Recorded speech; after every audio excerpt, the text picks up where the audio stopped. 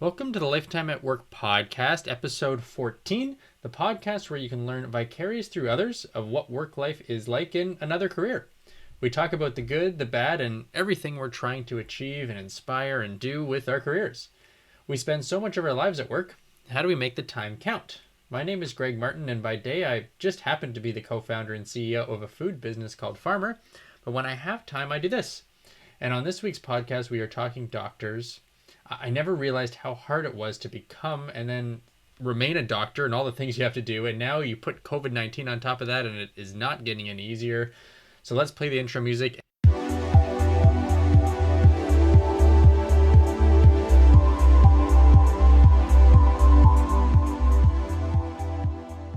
If you're a fan of the podcast, go to lifetimeatwork.com. There you can follow everything related to this podcast and also subscribe to the email list. Before we begin, I wanted to give you a quick update on farmer prepared meals and what we are doing now.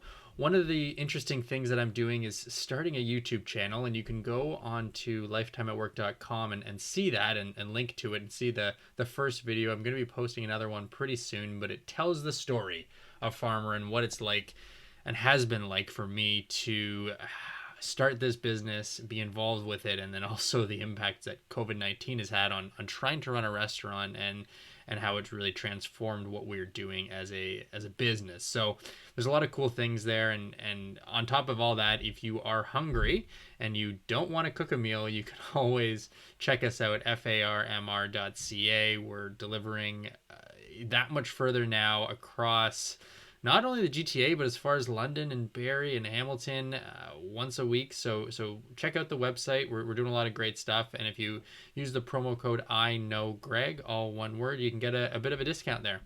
My guest this week is a man by the name of Khalid Pasha, and I go way back with this guy. We went to middle school together and all through high school, and after university, we didn't go to university together, but he was in the Greater Toronto area. He went to U of T, and then he left to go become a doctor and to go to medical school. And he went on this crazy journey, taking initial med school in the Caribbean, and then found jobs in and around the U.S., a few different jobs, kind of training to become a cardiologist. And so he's just kind of been all in on this, becoming a doctor for a while, and so many years, and now has achieved it. And I hadn't really caught up with him on all the things that it took, and the sacrifices, and just the drive that it takes to be a doctor. And most interestingly, he was in New York City doing kind of the end of this fellowship in cardiology when COVID-19 hit, and it really, transformed his hospital and was a huge kind of crazy experience, which we talk about at the end of this interview. But if you've ever wondered what doctors are doing and all the work that you have to do, and how crazy it is to be, not only say something like a surgeon or an ER doctor, but all the different paths that kind of doctors take, and how they get there and how they choose and decide what they want to be. I mean, this interview kind of has it all. And he throws in a bunch of really cool stories as well about his experiences and where he's gotten his inspiration to be a doctor and kind of keep going. It's very hard. I think there's a lot of tests, there's a lot of education. It really never ends when you are a doctor. You're just always learning stuff, and he's a perfect example of that. So please listen and enjoy my interview here with Khalid Pasha. Well, Khalid, welcome to the Lifetime at Work podcast. Thanks for joining me.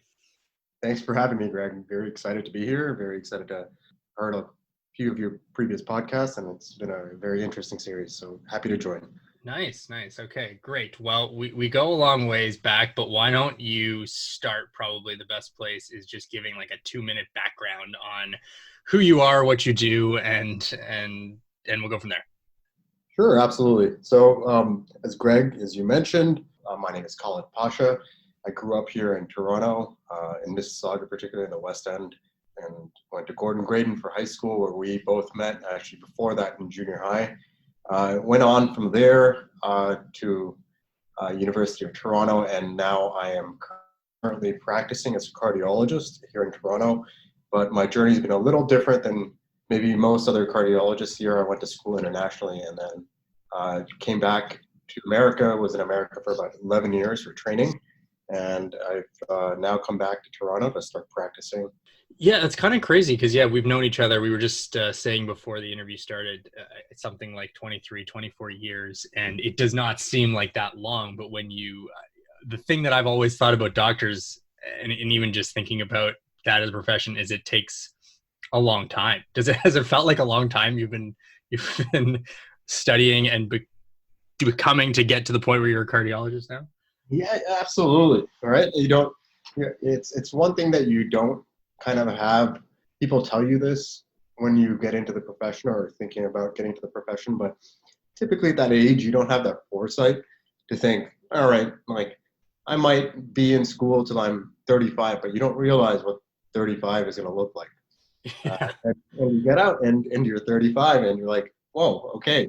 You go to the gym and you play basketball, your knees hurt a little more, and you start experiencing old age much quicker, and then you think the last 10 years went by because you're in school. But those 10 years are very fruitful, and you need that energy. I think I always think back and I look at people in the profession who I trained with who had different professions and then transferred over, and I really commend them. It's because you need the youthful energy, I think, um, to get you through some of the tough days.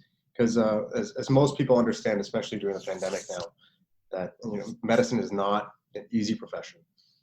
It takes a lot of dedication, a lot of hard work, and it can be challenging on just as anything else. But I think more than most because it's almost a different realm. Yeah, like it's a different way. I think they put you through a grueling training because it is that important, and Absolutely. it right and it's a different breed of person. I think like you have to be, or not, or just a unique breed. You have to really want it to say, hey, I'm going to put in all the work, never quit, and keep it up until I get to that degree.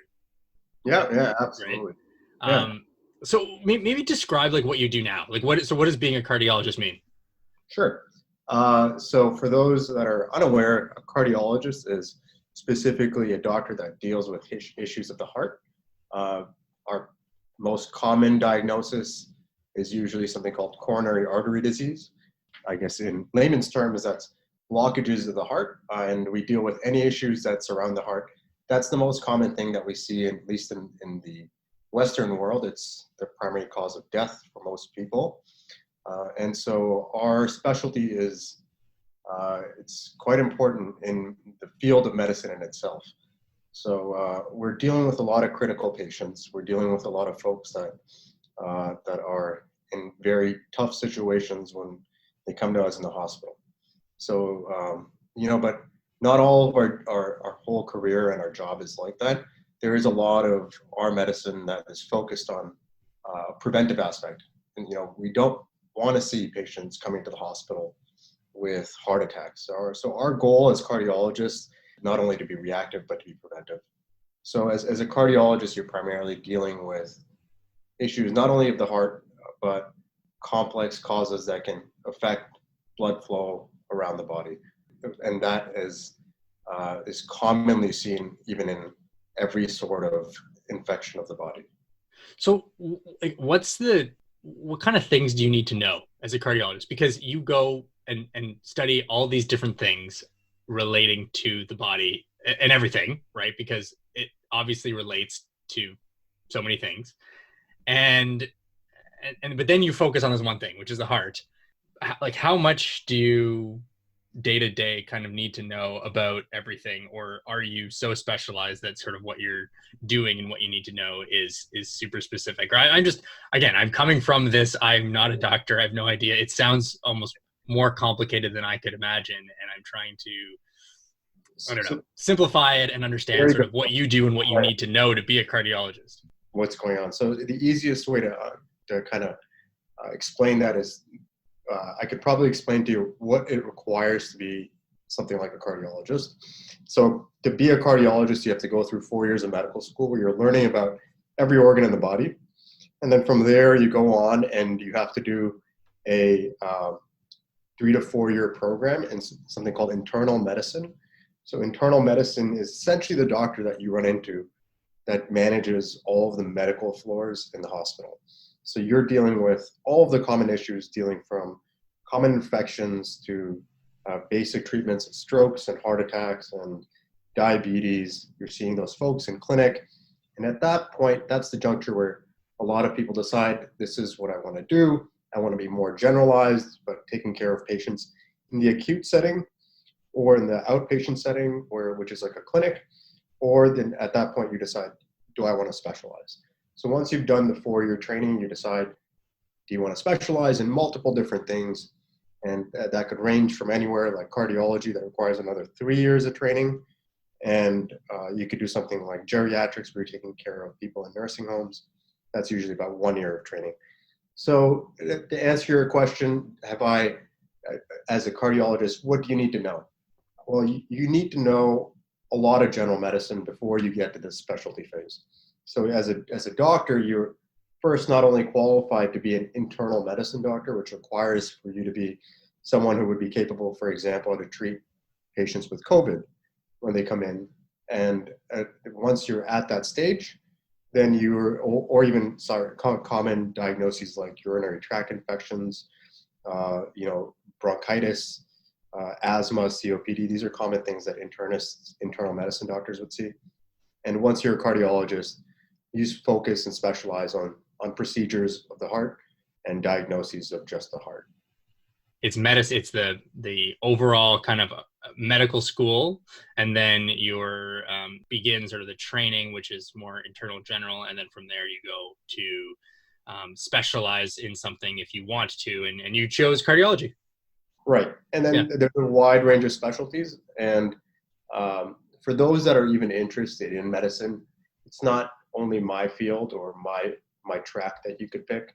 What I always tell people is, people have a wide range of personalities, and maybe I'm a little naive, not living in the medical world for the last 14, 15 years, but you will find someone and some job for almost every type of personality in the medical field. As doctors, we usually feel that there's almost like two different worlds that's within the hospital and outside the hospital. And we're seeing a dramatic effect of that now with COVID, where you see all these shocking pictures and images and videos on TV, but within the walls of the hospital, there are doctors who like to be more methodical. There are doctors who like to be more aggressive and procedural, and that has a good reflection on your personality. Or someone like a psychiatrist also who likes to have conversations and have lengthy, a deep thought process. So medicine actually is quite encompassing for folks with all kinds of different personalities. Do you think that something about your personality made you more predisposed then to want to be this? Absolutely. Yeah. So once you're in that phase, yeah. So as you asked, in medicine, there's lots of different, I guess, timelines in your career where you face decisions about career paths. So once you're within the field, you're thinking at the end of medical school, what is the specialty I wanted to apply to? And as I mentioned to you before, you think, I said I went to internal medicine. In medical school, the great part of medical school and training is that you're experiencing all of these. So the last 2 years of medical school, essentially what you're doing is you're jumping from different department to department and getting a first-hand look and almost an internship, I guess, of all the different departments. So your first 2 years of medical school are in the books. You're buried. You're sitting through exams. You're going through day-to-day class, leaving class, going back, studying, reviewing your notes, and taking your exams and your board exams. The last 2 years are more focused on clinical work. So in those 2 years, you're going from the emergency department and you do 12 weeks in a psychiatry ward. I had the incredible pleasure of doing a psychiatry ward in South Beach. So I didn't know you were going to go with that. Yes, yeah. That's cool. So, I would be leaving, and then, I'd be leaving, leaving work, leaving the hospital.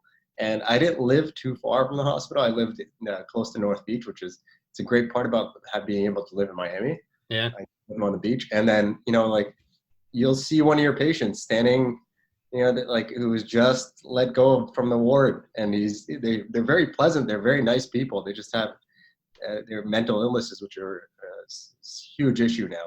It's unfortunate, but there's a lot of homelessness and societal issues and socioeconomic issues involved with mental illnesses. But so you'll get that experience. You'll get that Right. experience, right? And then you'll go to the emergency room. Sorry, and you'll get to see the patient who arrested at home rushed in, and you're doing CPR, and you get all of those different experiences once you're in the realm of medicine. So I'm going to come back to why you picked this one so succinctly, but why I almost want to take a step back and ask Yeah, you why medicine in the first place. Like, why did you want to become a doctor in the first place? And did you have any idea what you were getting yourself into when you made that decision? yeah, that's a very good question, because to be honest with you, I didn't have the full grasp of it, right? And I don't think any of us do before we get into our careers. Uh, Did you you know, think though, like in middle school or high school, like is that what you kind of Absolutely not. if no, you didn't think that at all? No. No, absolutely not. I'll give you a sense of, because we went to school together. We went to Yeah, middle yeah. school, we went to high school together, right? And Greg and I, for those listening, we went through a business and technology school, right? And we were focused on learning which was very helpful. It put us in an environment. I think I always tell people, it put us in an environment where you're surrounded by people that were always achieving something higher, right? And that kind of puts you in a realm where you knew you were trying to aim for different things, and all of our different career paths. We all had different ways, and we all did very well in different fields. But in high school, for example, when I left, I had applied to engineering school. And my parents were my dad's an engineer, my brother's an engineer.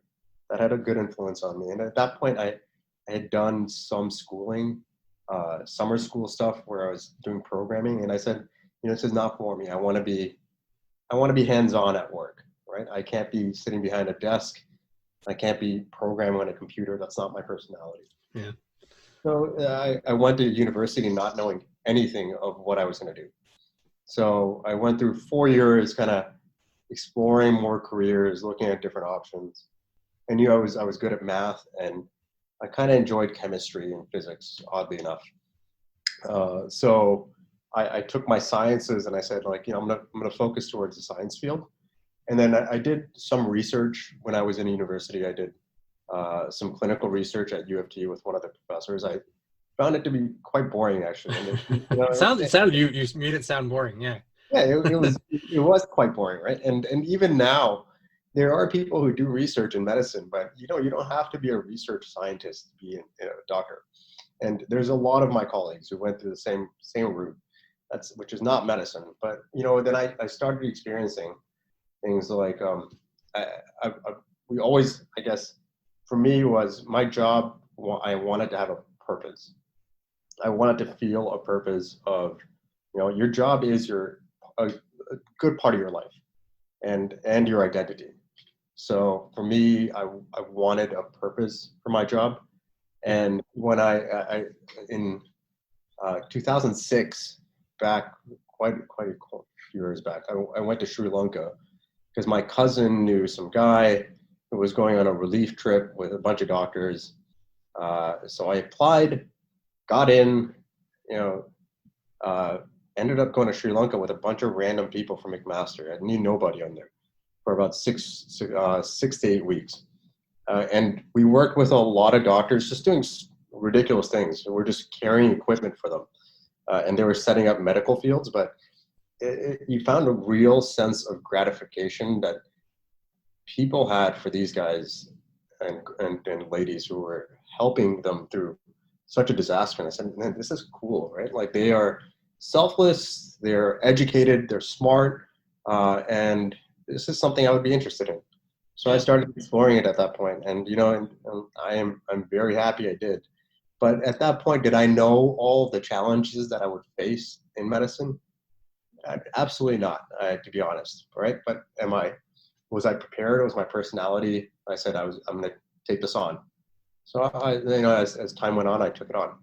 I can see that we're, especially with COVID-19, where we put this sort of focus a little bit more on doctors and just all the people helping, and in a way, you can't even do wrong. Like it's sort of like you're, no matter what you're doing, what little part you're doing to kind of contribute to this, to people being sick or troubled, like you're helping.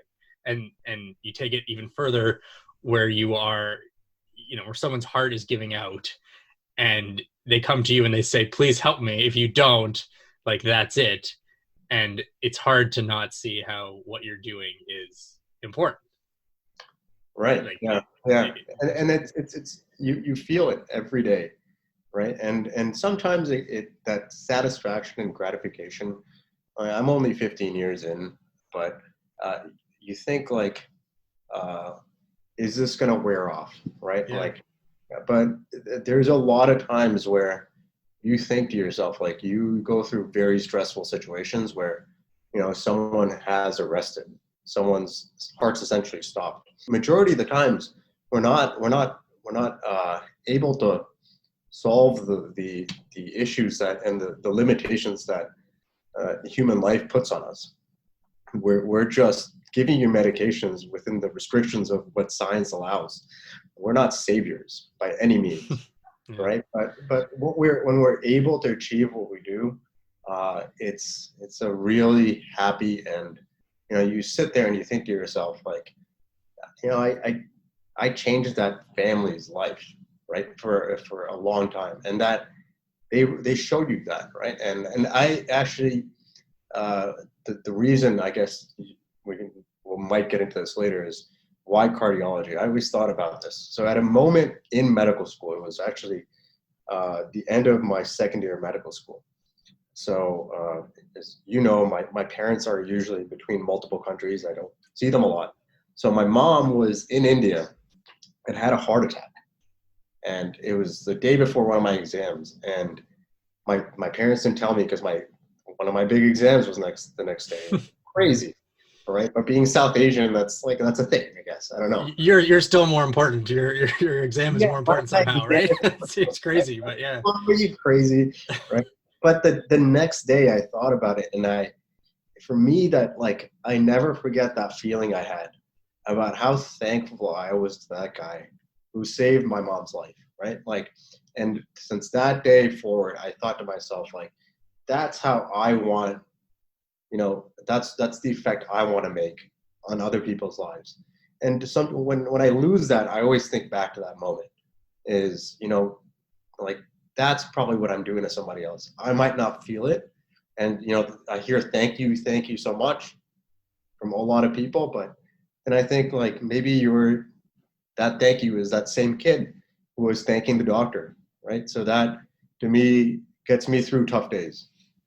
Like, what's the toughest, like you mentioned a few times, like what's to you the toughest part of having gone through getting to where you are now? And that's a very general question, but I wonder if you're alluding to something in particular, or is it the grand, like, Oh no, journey that it was to get here?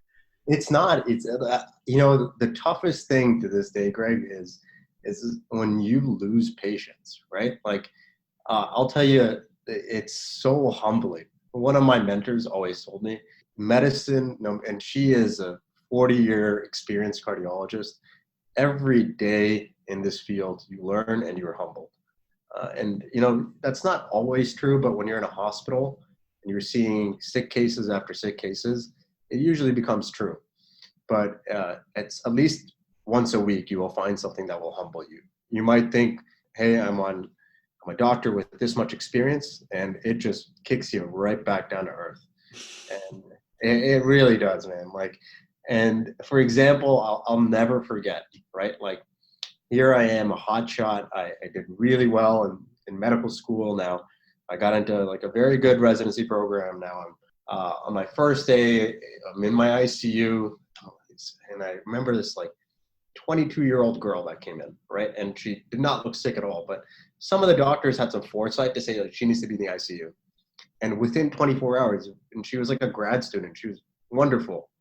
But she was gone, right? And those moments where you just lose people, which is, it's insane, right? Like and that doesn't go away.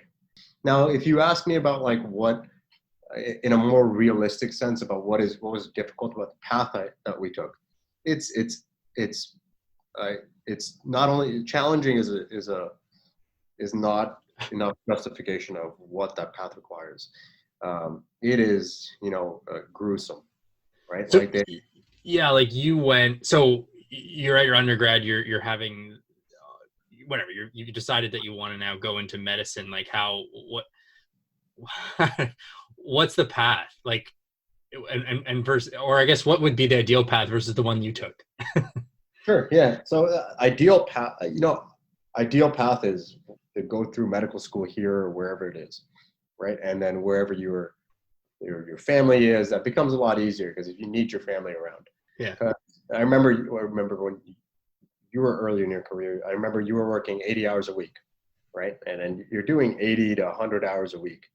You're doing 36 hours shifts, right? Like it's not, you hear about it, but you're actually awake for about 30 hours straight, and you have to be. Yeah. You don't have an option, right? And that is the part where you're actually working. Now, the schooling part is really challenging, right? And then it should be for the right reasons because they're preparing you for these moments that are going to be mentally, physically exhausting.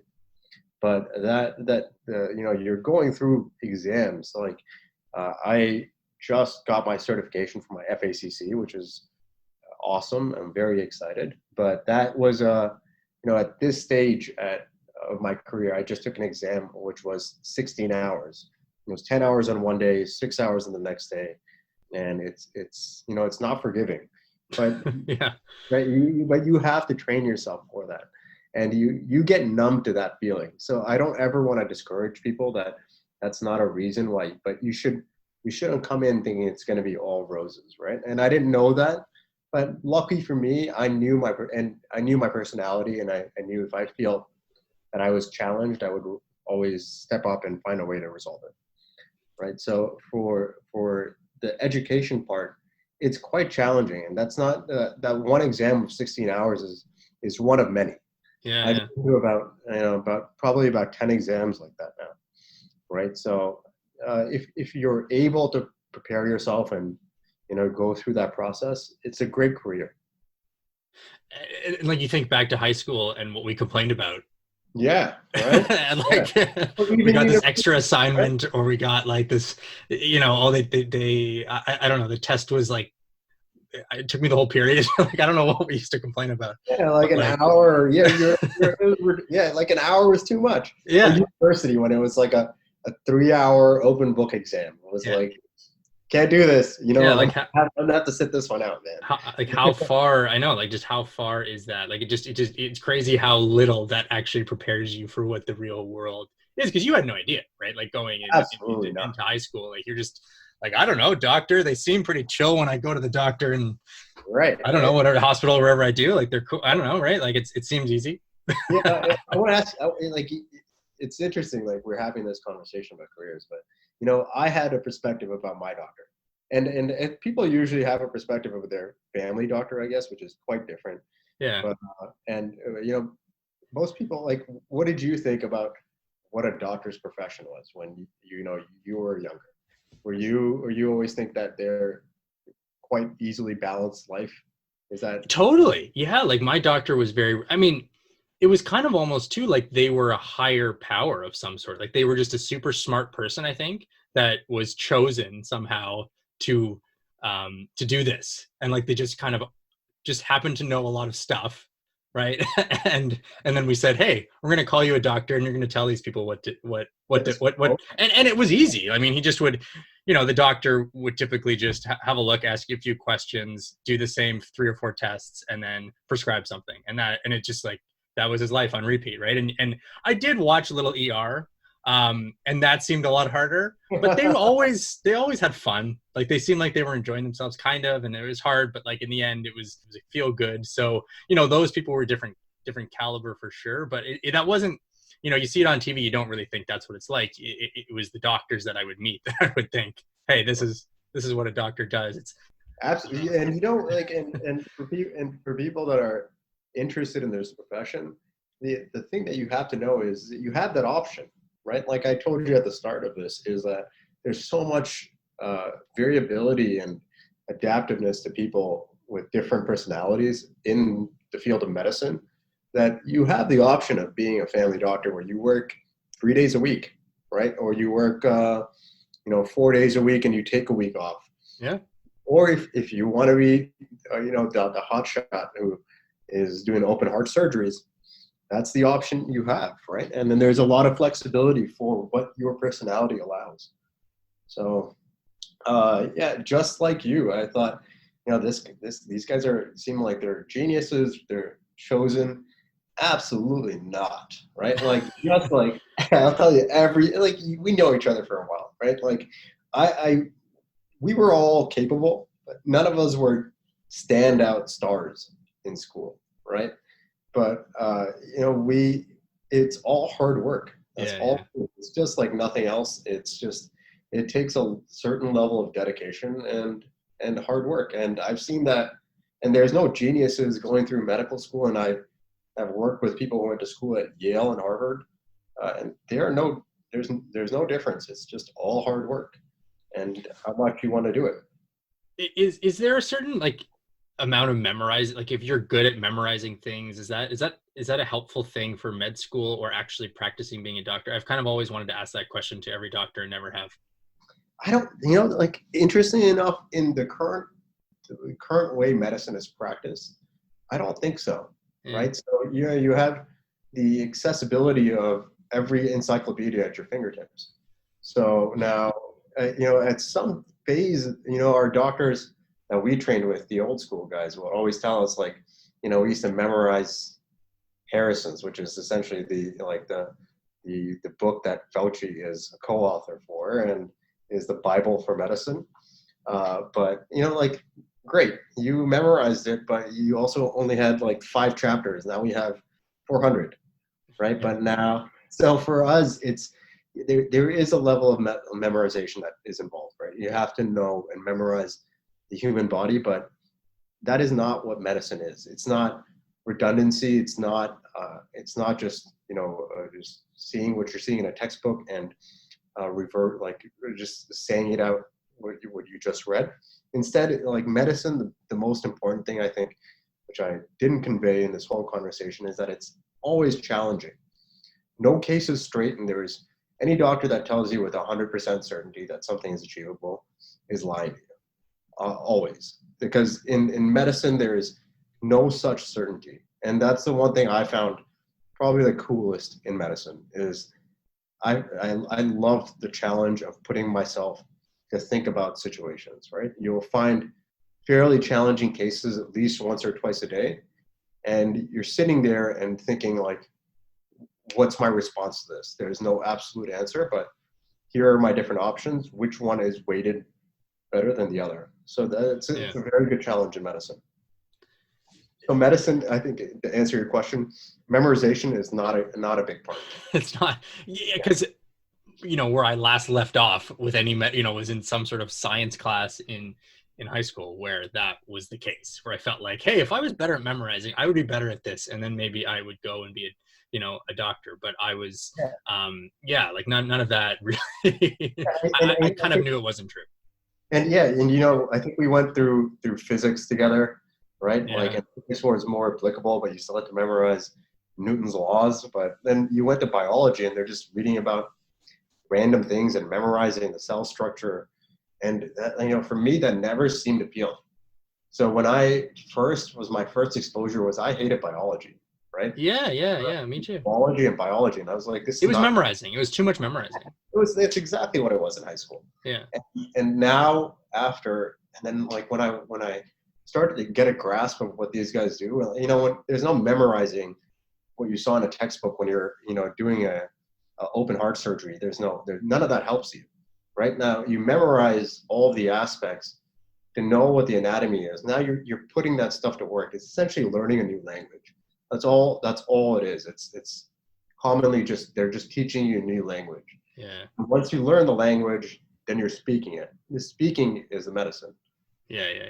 And the basics that you're learning there in biology and chemistry, I mean, those, though you're memorizing, it's like, hey, this is like the critical stuff that you need to know before you could know anything else. Right. It's And basics, right? yeah, It's just like, it's so basic. Yeah. right. It's like teaching you counting before you start. Right. Right. Yeah. We So, have to start somewhere. We're going to right. start here And and stay with us here. Otherwise you're not yeah, going to get anything else. yeah. Yes, I get Yeah. it. So like, so you become a doctor, you're now like a practicing cardiologist. Like what becomes your goal for because you've always kind of had this goal, right? In you've always been trying to, before you actually are, and I mentioned a bunch of letters for something that you just accomplished. But you're trying to achieve this and get here. Like, does that continue in your career? And are you then, or do you kind of end up at a point where you're just trying to see more patients and do more good and get better at your craft? Right. So that's a very good question. So I think at different points of your career, you're faced with different challenges, just like anything else. If you're personally asking me, I'm at a point where I'm at a very early point in my career. So I'm trying to build confidence, right? And trying to see patients and, I know that everything I learned in training, I'm able to stand on my own 2 feet and make those own decisions by myself, right? So but you start thinking at every point you want to have a 5 to 10 year goal. And mine is, there's always the option of going back and do more training and be more specialized.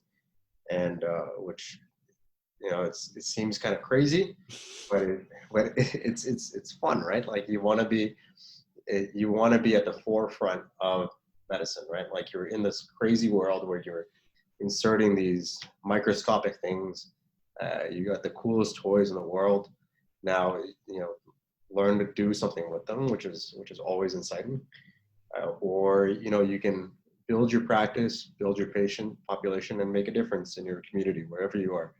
So for me, myself, I'm at that difficult transition point, and I think, where do I want to head? I'm practicing now, but you never know. You always have to, I think, aim for something else, aim for the next step, and never stop.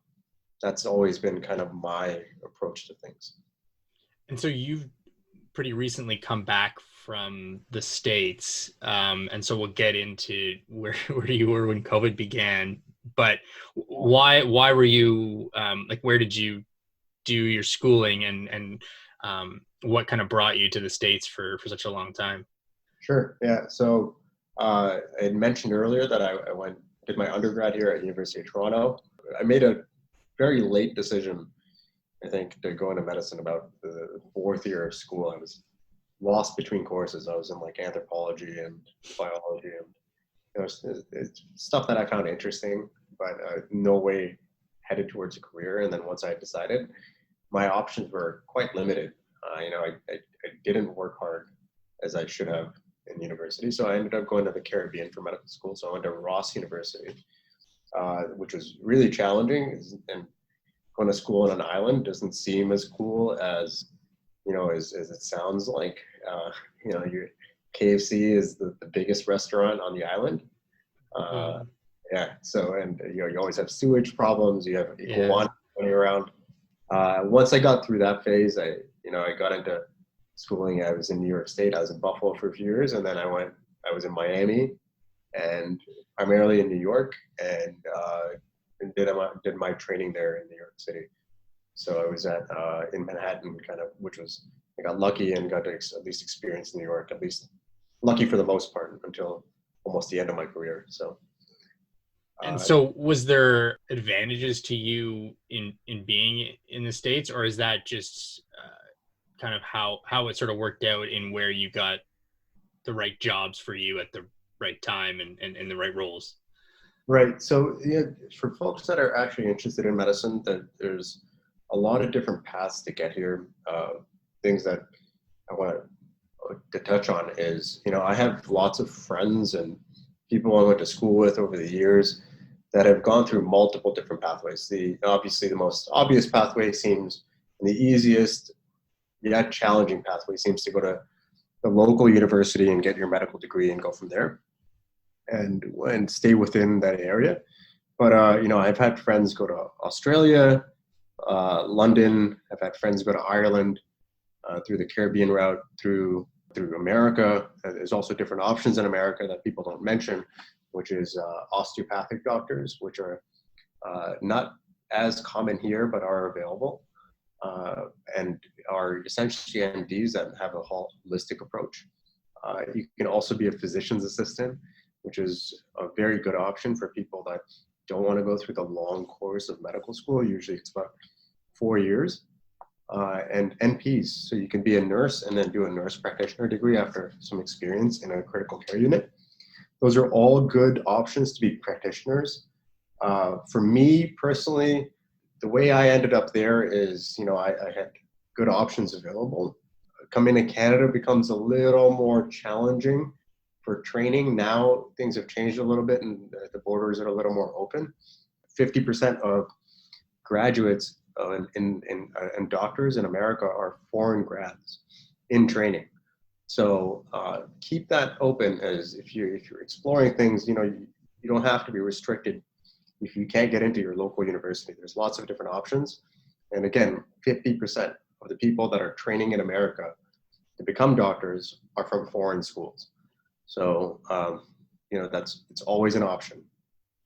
And it's not, I mean, my impression is that it isn't easy, the people that I've known, to get into medical school in Canada.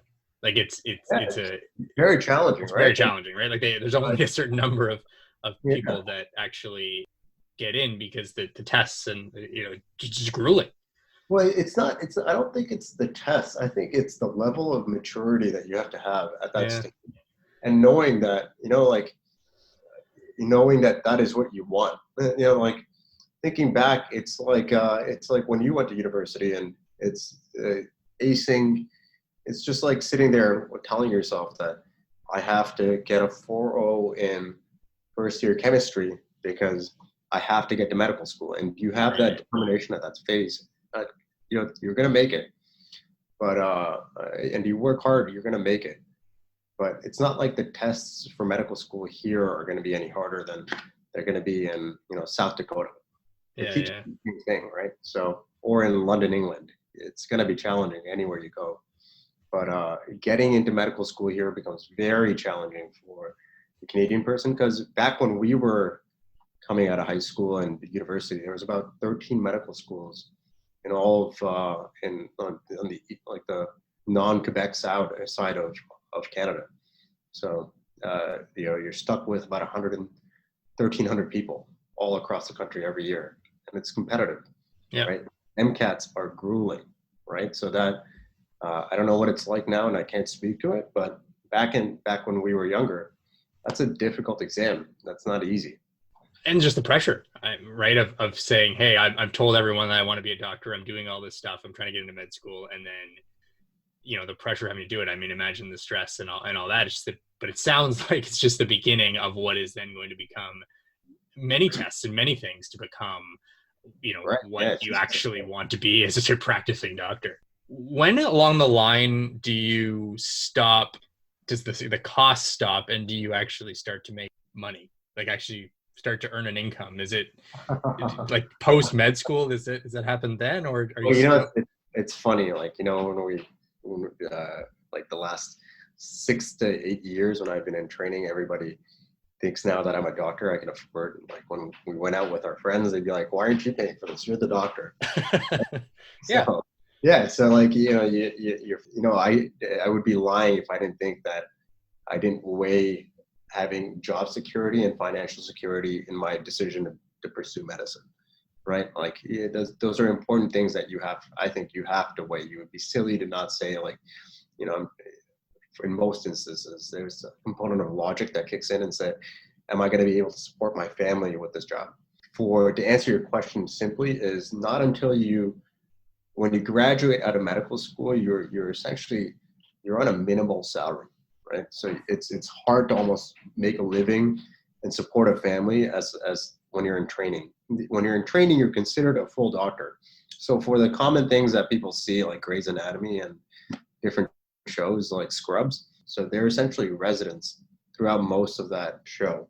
Right. So when you're there, you're making about 50 to 55,000. And that's about 6 years where you're given housing, you're given different things, but you're not living the lavish lifestyle that people think you are. And even when you get out of training, when you're essentially eventually independent, that's when you start seeing some of the fruits of your labor. And depending on your different type of specialty, your different specialties will make different variations in how much you're earning. So if you're a neurosurgeon, you're obviously making more than someone who's a family doctor. There's this idea, I guess, yeah, that you, like, as you mentioned, that you're getting paid a lot as soon as you're a doctor. And obviously, right, like that just it comes with it. Knowing a little bit more about that, you realize that, hey, it actually takes a while before you really see it. And med school is expensive, and there's all this education that you're trying to get, and it's all expensive. It all is adding up. It's all right. Like it's all you're just trying to get to the point where you can finally charge enough to redeem yourself here. I think that's the most underrated thing, right? That people think is now at the age of 22, 2023, you're essentially taking a $500,000, a $250,000 loan, right? So you're taking a loan from your government agencies now to pay for essentially a house, right? Like how many people are paying for homes at 23? And now you have the added pressure of that. Now, you always have that in the back of your mind that, well, damn, if I fail this and I get kicked out of school, or if I don't make it through, or I don't get this job or position, I have a house to pay for. How am I going to pay for it? And that's always sitting on your shoulder. But that's all. It's for most of us. That's motivation, right? Like it's fire under the chair. So it gets us going. Yeah. So you were in New York at the time the pandemic started. Maybe what were you doing right before? Yeah, right. Like at this time last year, we're recording this beginning of January here, of 2021. In January of 2020, what were you doing? So in January of 2020, I was not only anticipating a very good year, which I was let down on. I was working in New York City in my final year at Lenox Hill Hospital in Manhattan as a cardiology fellow, and waiting for hearing about all of these things that were happening on the other side of the world, and being told by our Chinese colleagues in Wuhan, having teleconferences with them. And I distinctly remember this one day, not in January, but it was end of February. We actually had a teleconference with the major hospital in Wuhan, and the guy, I think I don't know if you saw the clip on my Instagram, but the guy literally said, Americans do not realize that life as they know it will no longer exist. This is the COVID life. And that hit me so hard because we had just started seeing, we had maybe 5 or 6 cases of COVID in New York. 2 of them were at our hospital, and we had no idea what was coming. So, it's been a crazy whirlwind of a year.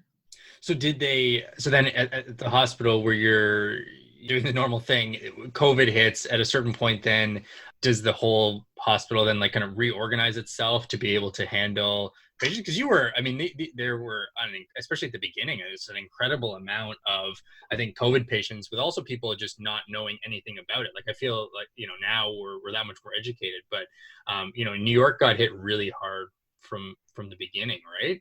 What happened kind of in the hospital at that point? Yeah, so you're reorganizing such a sound structure, right? If you think about it, we're a multi-billion-dollar company, right? And that is now faced with a crisis. So now everything that and you do on a day-to-day basis has to shut down. So surgeries that you think you're going to do, any elective surgery has to stop. Every one of your floors is now being transferred. Now we're essentially, they're just crazy days, right? Like we had faced the most insane days that many times have I heard over the course of that. A lot of doctors say these are days we never have ever imagined we would see. You're essentially running around trying to fill oxygen in oxygen tanks, because you had no idea that you're going to be out of oxygen. We take it for granted, right? We just thought it was this plug in the wall. You just It stick a always tube comes in. out. Yeah. Yeah, it's always there. And there was a day where we ran out of oxygen. Right now, we had a floor where we didn't have oxygen, which was insane in a hospital. Right now, we're standing there manually compressing airbags to oxygenate our patients that are going to die within a minute if we don't give them oxygen, which is, just shocking to think about because we just didn't know. And, the things about PPE or everyone's heard about, but, like I was actually one of the very first few people that was assigned to be in the hospital when COVID first hit. So essentially we cleared out our staff thinking, what the hell is going on? We got to convert all of these units to COVID wards. We have to have isolated rooms, specialized rooms. Have to keep people safe.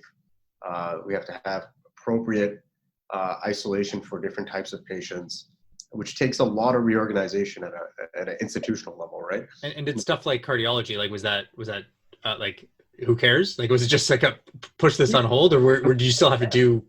What do you do right now? The You stuff? have. I'll give you for an example. So when you have a heart attack, what happens is essentially you're rushed to the hospital in an emergency situation. You're seen in the ER. You're diagnosed with a heart attack. Within 60 to 90 minutes is our window that we have to take you to the operating room and essentially operate and put a stent in, and put a tube into your heart to keep your the blood flow adequate to different parts of the muscle. Now, that is such a critical thing. You're essentially going to lose somebody if you don't do that. Yeah. Now you have people who potentially have COVID, who are brought into that operating room, have contaminated that operating room. We don't know if that's going to be uncontaminated, if the solutions we're using are capable of uncontaminating areas. Now you're bringing in somebody else who is so sick into that room. Are you just going to screw them up any further? So now across New York, we had to have a system which was suggested by our Wuhan doctors. I guess they had learned it in Italy and Wuhan, that there's one hospital for COVID positive patients. So if you have any suspicion that they had COVID, they, instead of going to the closest hospital, we started transferring everyone to a single site. And there were other sites that were clean operating rooms. So now you're thinking about this on an institutional, not only institutional basis, but a city level basis, right? So that's reorganization of such an essential service for the city that, that it was just chaotic. We got through it. It was a huge learning curve. Even at this point, we're seeing records. Like in Ontario, we're seeing crazy records. So as much as we've learned, and people like to say that, I used to tell folks here, my friends who are practicing medicine here, like, please get ready. This is the most terrifying and horrifying thing you'll experience. And they had no idea. And my friend actually is, now that numbers here are so bad, called me last week, and he was in the ward here at Trillium. And he said, man, I had no idea what you were talking about until today. And this is insane, right? And this is after all of the reorganizing that we've done. But Right. Illness in itself it's something else, man. It seems like it's something that even if someone tells you, and I can even remember back when hearing initially, say in March, about what COVID was going to be about, and being like, yeah, but it's not that, you don't really appreciate what someone's saying. You kind of take it as, all right, I guess, but it doesn't sound that bad until it starts to set in, I think, right? And there's probably, and from what I gather you're saying is, even from a doctor level, it's the same, because it's kind of been the same way for so long. I'll tell you a great story, right? Like a little comic relief is always good. So when all this started, right? Like we had a lot of COVID craziness in New York. We only had 2 cases, so people were losing their mind about how, everybody coughing may have COVID. We didn't have mask precautions in the hospital, anything of that sort. So we had a lot of international visitors to our hospital. So we had this guy from the Middle East. I think he was from Qatar or something, who just came for like a simple diagnostic test because he was wealthy, he could afford to fly to New York, and he just knew somebody at our hospital. So he was private paying is a lot of that we don't experience here in Toronto. So I think while getting scanned, this guy doesn't speak English. He's quite a wealthy guy, but doesn't speak English, doesn't have his translator with him. He's getting scanned and he coughs on like our technician, who's quite a young girl. Folks on the ward just freaked out and they locked him in a closet for 6 hours, right? And we didn't, at that point, we don't have swabs. We don't have diagnostic tests to tell somebody this is COVID or not COVID. And this guy was so sweet and I felt so bad for him. But, and then like, we have to have some sort of humor within this situation to keep us alive in a hospital. And we just found this to be hilarious, right? Like, and then eventually the hospital management had to come down and deal with this. It was comical to another level, but we felt a lot of that. And at that point, even us as doctors, we're thinking like, this is hysterical, right? Like this is not going to get that bad here. You don't think about it.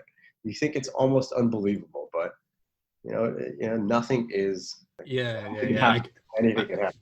I'm running through in my head all the funny conversations you'd have with the guy in the closet, and yes, the Larry David, Jerry Seinfeld in me is running through all the cool things you can work with with that material. But poor guy, yeah. No, I'm. Good feel for the guy, but yeah. Was there like in terms of the response?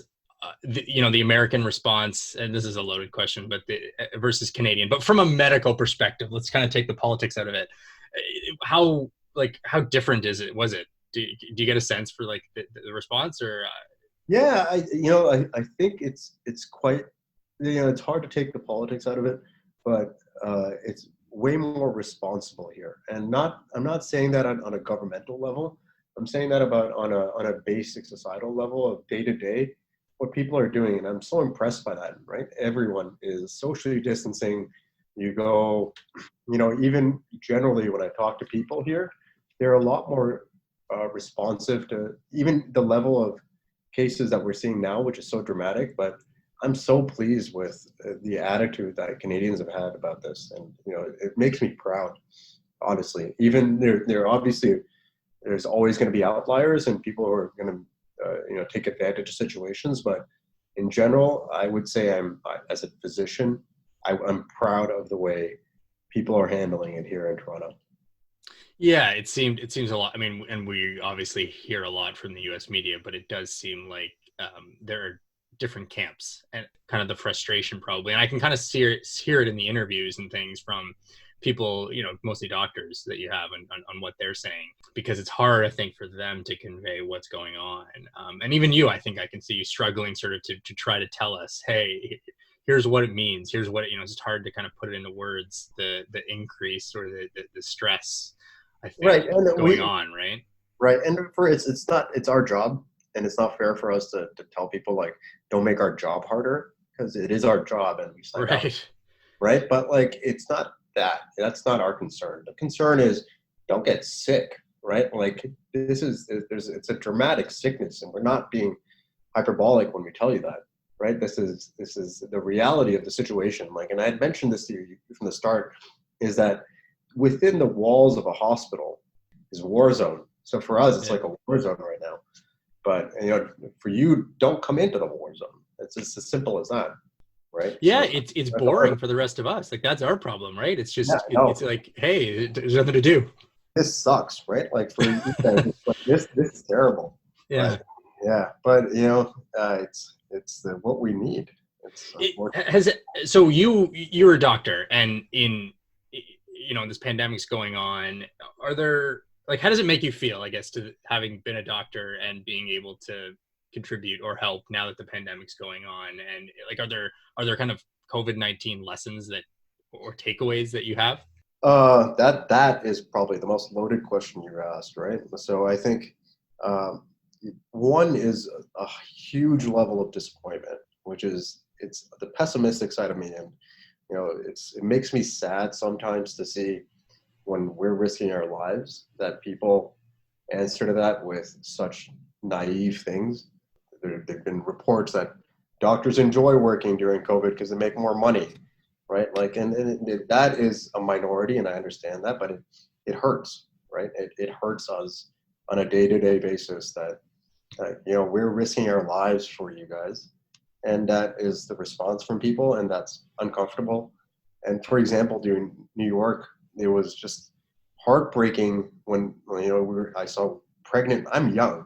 I'm a young guy. I don't have a kid at home, but you're seeing pregnant women reusing PPE because people in the political landscape, unfortunately, are not willing to support our efforts. And those are lessons I will never forget. Is that for me as a physician, I always think we have to govern the walls within a hospital, right? And we have to as doctors, be leaders within that community, and don't let other voices invade it. Because we always have, generally at large, not only doctors, but everybody within the hospital has the best interest of the patient, and nobody else will understand that. So I think that going forward in my life, at least, I will always carry that. But I think that is the biggest lesson. Now, the lessons of how stressful it was, how much stress I went from day to day, those are all lessons that are going to dilute. But the larger lesson is, be more humble, right? Because at the start of this, never did I think we would get to this point, and now we're at the worst pandemic we've seen in 100 years. Full of surprises. Yeah. And they don't end. Yes. Yeah. Hopefully we're there. And I just want to add, the miracle that we're facing now is with the vaccine. When you're in medical school, you learn that it takes 10 years to build a vaccine. Yeah. Right. And hopefully we're around the corner. That sounds. Yeah. I can't. That's like a human crazy feat that I think doesn't get appreciated enough. I think probably it's hard. I didn't appreciate it enough. That's crazy. There's people drinking Four Loko on the street, and they're asking I'm not going to take the vaccine because I don't know what's in it. But you'll drink a Four Loko. All right, man. But we early in this conversation, we were talking about how what it takes, the research, the boring research, and that personality that it took to do it. And the thing is, that's who it was that made this vaccine, right? It was these intent, the scrutiny of the research, someone that wanted that out of their career, that said, hey, I'm going to go and do this. And there's a role for that, right? Right. And then they went to school, they spent 15, 20 years doing it. They spent all their time researching it. And then they came up with, part of the team that came up with the vaccine to say, right? It's a crazy story that starts so much earlier than you even knew. Absolutely. Right. What it would be. Right? Yeah. It's somebody who found fascination at the stage of before going to medical school in a lab and said, I'm going to focus my career on the research aspect of it. Bless them, and forever we're indebted to that person and those people. And then we need those people in the world. Yeah. And then if that's what interests people, there is that scope in medicine. Again, there's that the variability is what I want to stress is, if for anybody who gets into the medical field, you'll find a space. Just of what your personality is what determines where you go. On that note, I want to thank you for joining me on the podcast. I learned a lot, and it was great to hear about the path. Absolutely, thanks for having me. And I want to say, and I don't think I've mentioned this to you before. I really admire that you're taking this step and acknowledging this huge gap that exists in society where. Before we make that step into what career we pick, nobody tells us what the hell we're getting into, and important. And I wish you great success, and it's a huge endeavor. Thank you. Well, thanks for listening. I really appreciate it. Hope you enjoyed that episode. And I know it's on everyone's mind, COVID-19. Doctors are getting a lot of, it's just what we're talking about. And so I hope that was a interesting background to give you a little bit more context from a doctor about what it's like to not only be a doctor, but also sort of be involved in the front lines. So got a bunch of other really cool episodes on the way. So please review me if you can on iTunes. Is probably the best place, Apple Podcast. And until next time, don't worry, be happy.